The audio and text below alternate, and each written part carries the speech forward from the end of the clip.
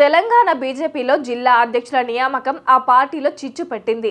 MLA, ఎంపీలు సూచించిన విధంగా అధ్యక్షుల ఎంపిక జరగకపోవడంతో కీలక నేతలు తీవ్ర అసంతృప్తితో రగిలిపోతున్నారు. ఈ నేపథ్యంలోనే తాను సపోర్టు చేసిన నేతకు గోల్కొండ గోషామహల్ ప్రెసిడెంట్ పోస్టు ఇవ్వకపోవడంతో ఎమ్మెల్యే రాజా సింగ్ పార్టీపై ఇవాళ మరోసారి సంచలన వ్యాఖ్యలు చేశారు.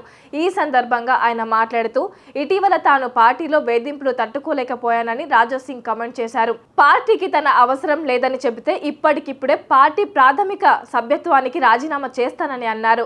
బీజేపీని వదిలి వెళ్లేందుకైనా తాను సిద్ధంగా ఉన్నానని తెలిపారు. పార్టీలో కొంతమంది చేస్తున్నట్టు తనకు బ్రోకరిజం చేయడం రాదని సంచలన వ్యాఖ్యలు చేశారు. గోల్కొండ గోషామహల్ జిల్లా బీజేపీ అధ్యక్ష పదవిని బీసీ లేదా ఎస్సీ వ్యక్తికి ఇవ్వాలని సూచిస్తే కనీసం తనకు పట్టించుకోకుండా ఎంఐఎం పార్టీ నేతలతో అంటకాగే వ్యక్తికి అధ్యక్ష పదవిని కట్టబెట్టారని ఫైర్ అయ్యారు. అలా చేశారని పార్టీలో ఉన్న ఓ ముఖ్య నేతను ప్రశ్నిస్తే నిర్లక్ష్యంగా సమాధానం ఇచ్చారని కామెంట్ చేశారు.